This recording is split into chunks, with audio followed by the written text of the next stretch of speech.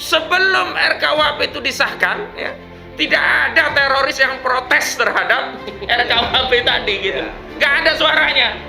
Begitu RKUHP disahkan tanggal 6 Desember, hari Selasa ya, 6 Desember 2012, oh tiba-tiba Rabunya 7 Desember muncul aksi teroris. Dan lucunya di situ dikatakan bahwa RKUHP produk togut, produk hukum kafir.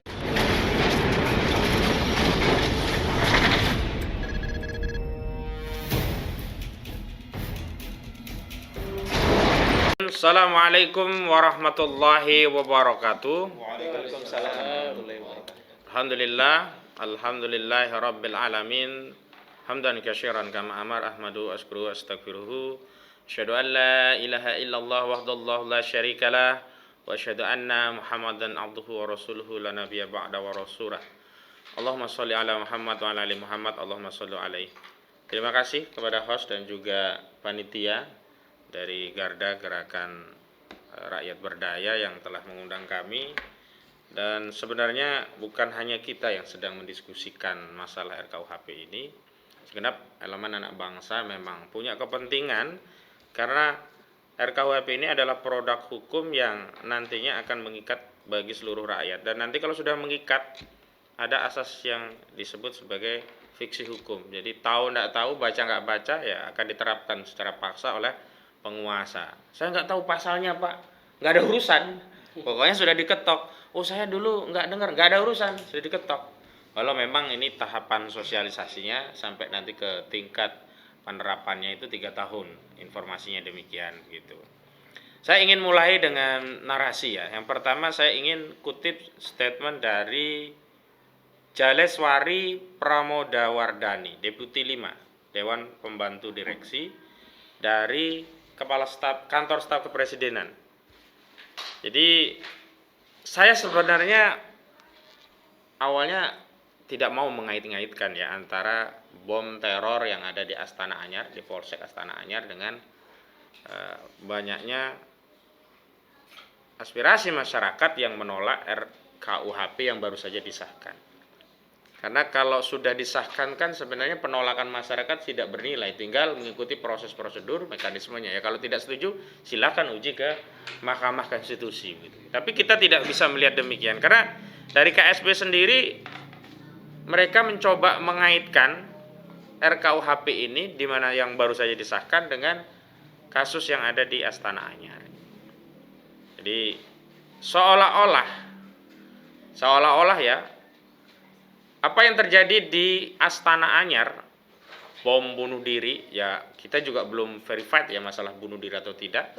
Karena selama ini seluruh informasi yang berkaitan dengan terorisme itu hanya sepihak dari pihak kepolisian, apalagi kalau itu ditangani oleh Densus 88.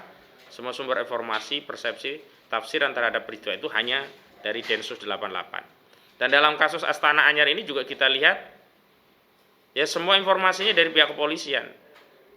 TKP disterilisasi 300 meteran dari TKP, dan tentu saja tidak ada saksi pembanding yang bisa mengkonfirmasi peristiwa itu secara independen, secara netral. Kenapa demikian? Tentu karena semua informasi yang dari institusi kepolisian patut kita ragukan. Kenapa demikian? Kita masih ingat kasus Sambo, ya. Kasus Duren 3. Ya. Terus kita dulu disibukkan bahwa ini kasus tembak-menembak antara Brigadir J dengan Baradae. Wah, luar biasa kita. Sampai saat itu statement resmi itu bukan keluar dari orang biasa atau polisi pangkat rendah. Kapolres Jakarta Selatan, bahkan Brigjen Pol Ahmad Ramadan ya. Karo Penerangan Umum Divisi Humas Mabes Polri, Brigjen bintang 1, perwira tinggi. Tapi ternyata apa yang terjadi? Ternyata tidak ada tembak menembak. Dan itu kan dulu proses olah TKP-nya juga tidak diketahui begitu. Makanya di dalam kasus terorisme ini sekali lagi, kalau publik menyaksikan berita-berita yang sumbernya dari pihak institusi kepolisian, mohon maaf, sangat beralasan kalau publik meragukan. Kenapa? Karena memang institusi polisi sendiri sedang dilanda problem kepercayaan publik. Dan sementara secara objektif, sumber-sumber narasi tersebut bukan berasal dari fakta peristiwa, misalkan ada saksi yang melihat langsung, tapi berdasarkan narasi. Ada motor difoto, kemudian ada tempelan terkait RKUHP, kemudian ada juga tempelan bendera yang disebut bendera ISIS begitu. Sekarang kan kita semua kemudian menduga-duga siapa yang bisa percaya bahwa itu motor dari orang yang meledakkan. Bisa saja motor itu ditempeli setelah TKP. Atau bahkan motor tadi sudah dipersiapkan sebelum peristiwa di TKP gitu. Solatifnya sangat canggih sekali ya, tipis tapi bisa. Nah, luar biasa dan lucu. Orang bom bunuh diri itu sekarang semuanya identitasnya ditinggalkan gitu loh, biar ketahuan. Biar tercatat mungkin ya. Pahalanya lebih besar mungkin ya. Walau kita mengecam aksi-aksi seperti ini bertentangan dengan syariat Allah Subhanahu wa taala begitu. Bukan begitulah. Tapi saya ingin ya membantah statement dari KSP yang menegaskan ya seolah-olah ini adalah bentuk ketidaksetujuan protes terhadap RKUHP. Mohon maaf, yang protes RKUHP itu justru yang awal-awal bukan gerakan-gerakan yang disebut sebagai terafiliasi terorisme atau terorisme. Banyak yang menolak RKUHP, YLBHI ya, gerakan-gerakan masyarakat itu ya, gerakan masyarakat yang kritis itu semuanya mayoritas menolak begitu. Yang ditolak juga beragam, ada yang terkait pasal penodaan agama, pasal penghinaan terhadap presiden, terhadap DPR, terhadap kepolisian, terhadap lembaga negara atau pejabat publik, pasal yang terkaitan dengan aktivasi siapa yang kontra Pancasila akan dihajar semuanya, pasal yang berkaitan dengan kabar bohong, pasal yang berkaitan dengan pencemaran dan seterusnya termasuk makar. Jadi justru sebelum RKUHP itu disahkan, ya, tidak ada teroris yang protes terhadap RKUHP tadi, gitu. Nggak ada suaranya. Begitu RKUHP disahkan tanggal 6 Desember, hari Selasa ya, 6 Desember 2012, oh tiba-tiba Rabunya 7 Desember muncul aksi teroris. Dan lucunya di situ dikatakan bahwa RKUHP produk togut, produk hukum kafir katanya. Lalu kenapa dia memprotes produk kafir dengan bom bunuh diri gitu loh? Ya udah biarin aja kalau nggak setuju kan, nggak nyambung gitu loh. Jadi kita ingin fokus saja meletakkan kritik itu pada objek permasalahannya, jangan ditarik ke terorisme. Nah kalau bicara terorisme, fakta hukumnya jangan ya, faktanya ada teror di Astana Anyar yang suruh ngomong si Ken Setiawan. Ya, katanya orang NII mantan teroris. Dia ceritanya ini itu terkait jaringan ini, jaringan itu. Wong dia tidak ada di TKP. Lalu itu yang diedar-edarkan sebagai narasi seolah-olah untuk membenarkan peristiwa yang ada di Astana Anyar. Gak ada urusannya Ken Setiawan. Siapa dia? Mendengar langsung tidak, mengetahui langsung tidak. Kalau dia saksi dia harus melihat, mendengar dan mengetahui langsung. Lalu kenapa dia ngomong-ngomong kemana-mana yang akhirnya membuat kita seolah-olah diminta untuk mempercayai karena ini terkait jaringan JAD dan seterusnya. Kemudian muncul juga omongan Sofyan As-Sauri gitu. Lah mereka itu kan katanya mantan teroris. Oh mantan teroris kok dipercaya?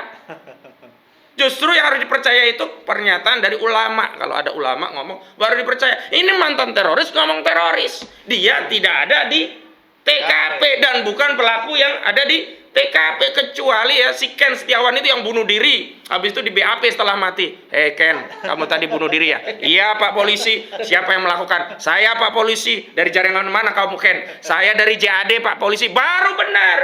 Maka satu-satunya bukti yang paling konkret itu adalah hidupkan lagi orang yang bom bunuh diri itu. Ditanya satu-satu. Nabi siapa dulu yang bisa ya?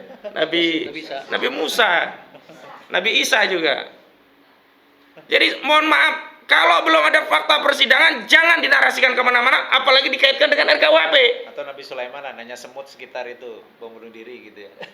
Contoh konkret Ustadz Ahmad Zain An-Najah, Ustadz Anung Al-Hamad, Ustadz Farid Ahmad Okbah, sebelum ditangkap narasinya pendanaan terorisme, terkait ini, terkait itu. Begitu sudah dituntutan jaksa apa? Cuman menyembunyikan informasi yang terkait terorisme. Dan apa yang didakwa oleh jaksa menyembunyikan informasi terkait terorisme?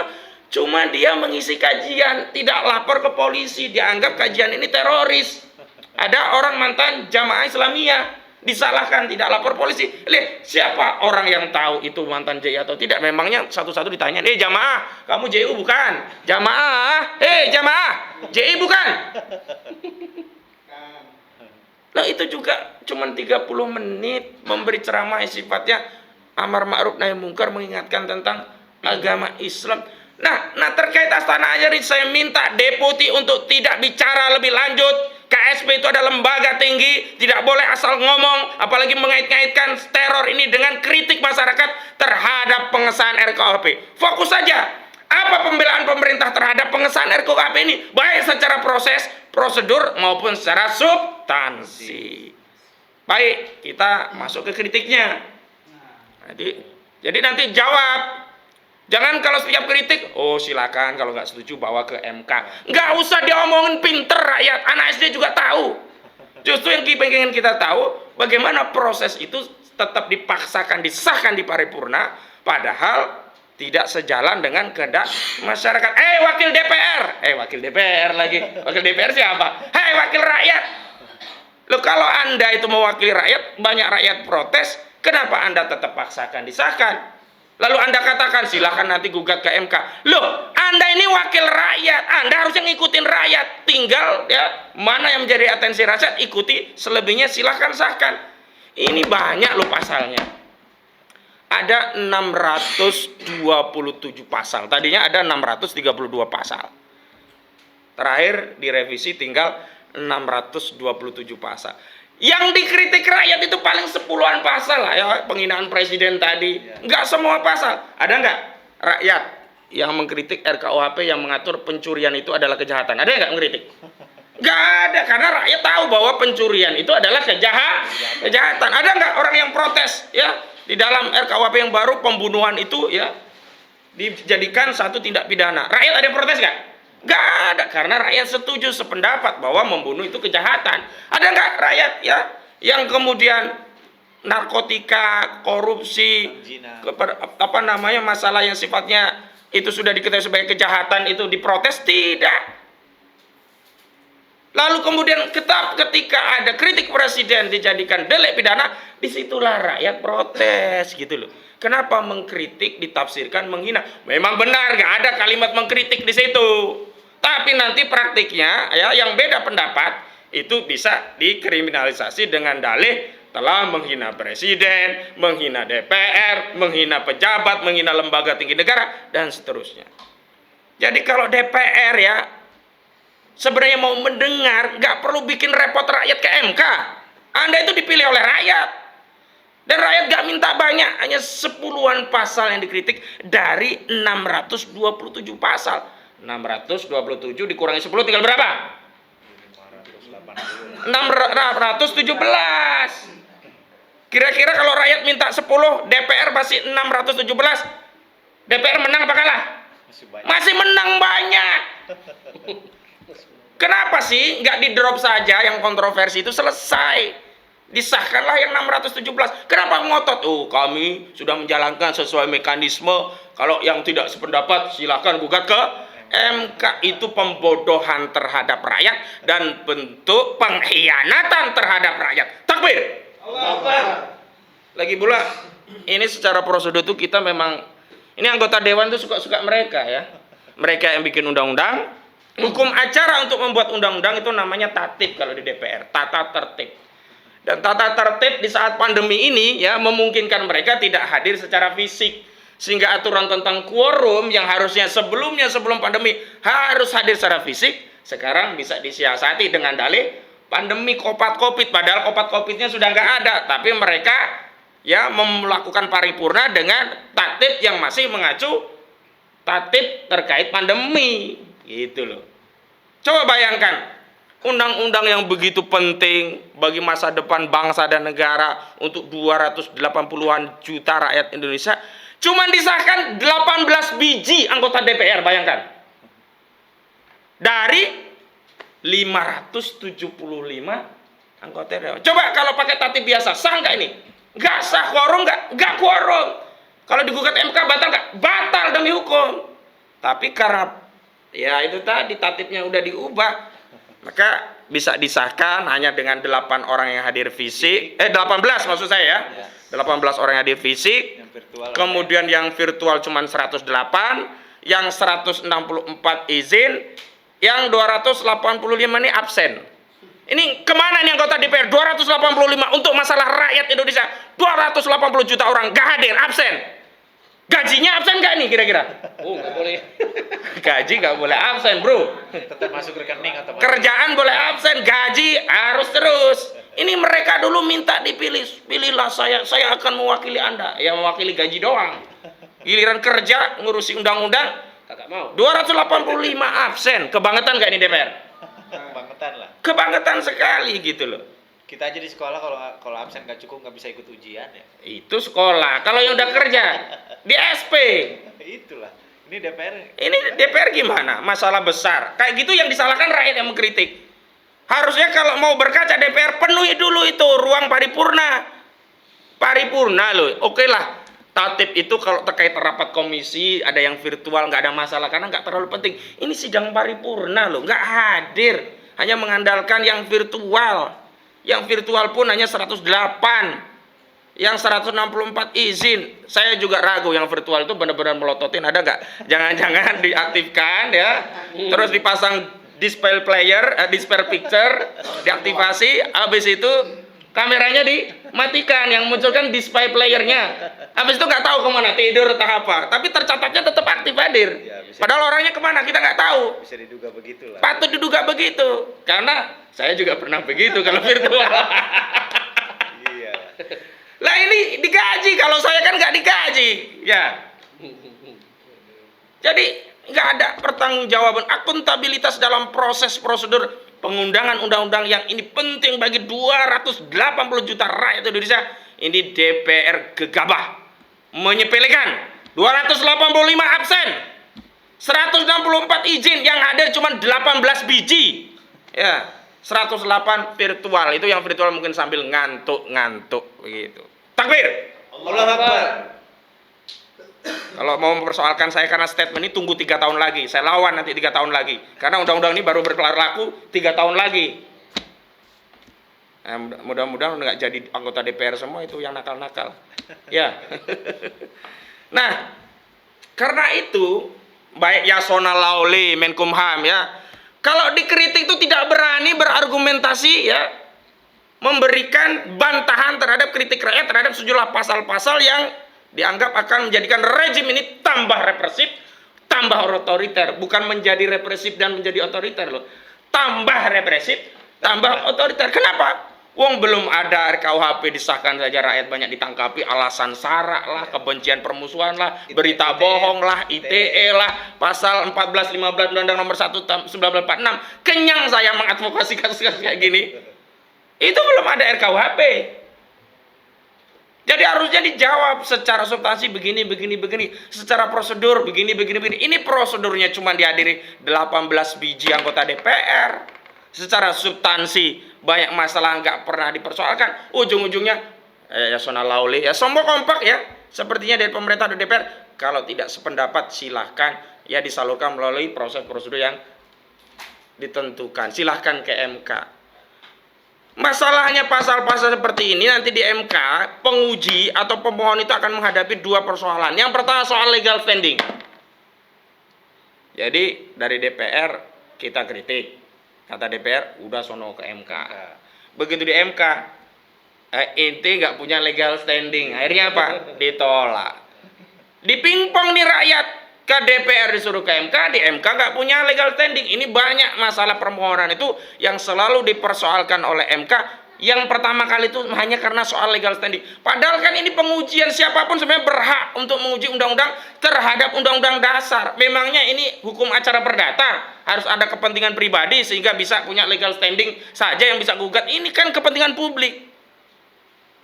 Yang kedua, problem yang kita hadapi ini biasanya akan dikualifikasi sebagai problema penerapan pasal nantinya, bukan problema terkait konstitusionalitas pasal. Sehingga akhirnya ditolak pula oleh MK. Oh, itu kan baru berpotensi. Kalau normanya kan enggak. Itu kan persoalan kesalahan di lapangan. Tapi faktanya yang potensi ini banyak dilakukan. Kenapa? Karena ada norma yang membuka celah pasal yang ngaret tadi. Terus siapa yang punya tafsir untuk bisa menerapkan pasal itu? Ya aparat negara, polisi. Sekarang kita debat, kita bilang ini nggak memenuhi unsur pidana. Polisi bilang, ya ini memenuhi unsur pada kami. Habis itu apa? Silakan Pak ke pengadilan. Sementara kita belum sampai pengadilan, ya klien kita, ya masyarakatnya ditahan. Polisi punya wewenang menahan, lawyer nggak punya. Lawyer nggak punya wewenang membebaskan, paling cuma ngomel-ngomel. Nah karena itu kalau sudah ya nanti bicaranya tafsir karet ini, siapa yang punya tafsir otoritatif? Negara. Nanti aparat negara terserah dia nanti menafsirkan seperti apa.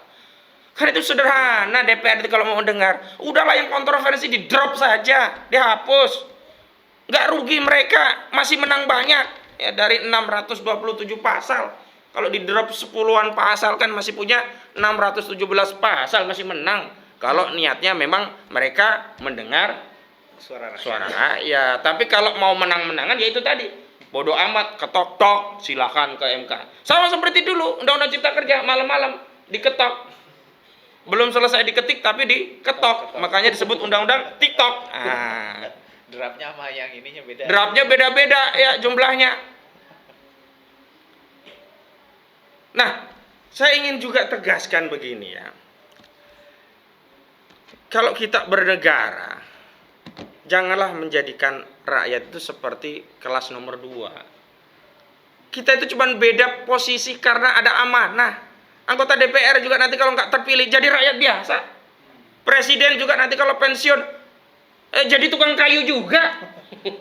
Ya terserah, bisa jadi tukang kayu, bisa jadi petani. Tapi bisa juga jadi narapidana kalau dia punya kasus. Perbaiki gorong-gorong juga bisa. Nggak bisa jadi dia masuk penjara duluan. Cuman maksud saya, janganlah kemudian orang-orang ya Anda ini yang mentang-mentang jadi pejabat entah di DPR, entah pejabat di kementerian. Kalau rakyat mengkritik itu selalu menganggap rakyat ini yang masalah, kemudian silakan bawa ke mekanismenya di MK. Problemnya lagi MK sekarang bukan Mahkamah Konstitusi. Tapi apa? Mahkamah Keluarga. Oh iya. Ketua MK-nya masih besanan dengan presiden, ipar malahan. Nikah dengan adiknya ya, ipar. Betapa banyak di zaman saudara Anwar Uman selaku ketua Mahkamah Konstitusi itu permohonan-permohonan ditolak walaupun alasannya sudah luar biasa. Begitu Cipta Kerja diterima sekali, hakimnya di-recall sama DPR diganti. Kan lucu ini. Terus kita mau bawa keadilan ini kemana gitu loh. Rakyat mau gimana lagi? Nah di titik itulah kemudian saya berpikir, makanya saya undang ya Ustadz Yusuf sama Ustadz Nuzul ini. Kayaknya kalau kita hanya bertempur di bidang RKUHP capek juga, karena mau diganti RKUHP yang baru juga sama juga ruhnya, neokolonialisme, isinya sama juga ruhnya, ya ini sekulerisme. Maka sebenarnya kita ini butuh satu tatanan hukum publik, hukum pidana ya, yang benar-benar memberikan keadilan. Dan bagi kita umat Islam, ya tentu kita meyakini keadilan itu hanya akan wujud kalau umat ini menerapkan keyakinan kita, ya ini syariat Islam. Allah sendiri loh yang mempertanyakan itu kepada kita. Afa hukmal jahiliyatu yabghun wa man ahsanu minallahi hukmal liqaumi yuqinun, kan? Dan apakah hukum jahiliyah yang mau kita ambil gitu loh. Dan hukum siapa yang lebih baik selain hukumnya Allah bagi orang-orang yang yakin, yang beriman. Dan pengertian hukum jahil itu adalah hukum yang diambil, diistimbat, digali dari hawa nafsu. Karena di dunia ini hukum hanya keluar dari dua sumbernya. Satu hukum wahyu, yang kedua hukum hawa nafsu. Semua yang keluar dari akal, bantah-bantahan, lempar kursi, yang hadir cuma 18, itu hukum hawa nafsu. Karena mereka tidak pernah merujuk wahyu, baik Al-Quran maupun As-Sunnah. Yang kedua hukum yang merujuk dari wahyu, yakni hukum yang diistimbat dari dalil, yakni Al-Quran dan As-Sunnah, serta apa yang ditunjuk oleh keduanya berupa ijma' sahabat dan qiyas. Ini yang harus kita pikirkan. Masa selamanya kita mau jadi korban tirani minoritas terhadap mayoritas? Kalau kita diatur oleh Allah, wajar, karena Allah yang menciptakan kita, yang memberi rezeki kita, yang menghidupkan dan mematikan kita, yang kelak akan meminta pertanggungjawaban kita. Lah kalau kita diatur manusia, siapa dia? Apalagi cuma 18 biji. Siapa dia gitu loh. Belum tentu dia masuk surga. Belum tentu dia memberi hidup kita. Bukan belum tentu, kalau memberi hidup pasti enggak. Memberi mati pun enggak. Nah, karena itu kita umat Islam harus punya kesadaran bahwa sepanjang kita tidak menerapkan hukum yang berasal dari wahyu Allah, yakni syariat Islam, maka sepanjang itu pula akan terjadi kezaliman, tirani minoritas terhadap mayoritas, dan sepanjang itu pula akan terjadi represi. Apa represi? Pemaksaan aturan. Bagaimana kalau Islam misalkan memaksa orang untuk sholat? Itu bukan pemaksaan, karena itu timbul dari akidah Islam. Maka orang diwajibkan sholat itu adalah bagian dari akidah Islam. Tapi kalau orang ya diwajibkan sesuatu yang tidak wajib oleh Allah, itu pemaksaan, represi. Dan hari ini ya, sesuatu yang bukan pidana direpresi, dianggap pidana oleh RKUHP yang baru disahkan menjadi KUHP ini. Jadi sayang sekali kita umat Islam kalau tidak kita menggali aturan yang bersumber dari wahyu. Justru kita itu akan menjadi mulia manakala kita diatur dari Allah Subhanahu wa taala. Aturan dari Allah Subhanahu wa taala itulah yang akan menjamin kemaslahatan hidup kita baik dunia maupun di akhirat. Itu saja sebagai pengantar. Mudah-mudahan ada manfaatnya. Kurang dan lebihnya saya mohon maaf. Billahi fisabil haq fastabiqul khairat wallahu muwaffiq ila aqwamit thoriq. Wassalamualaikum warahmatullahi wabarakatuh.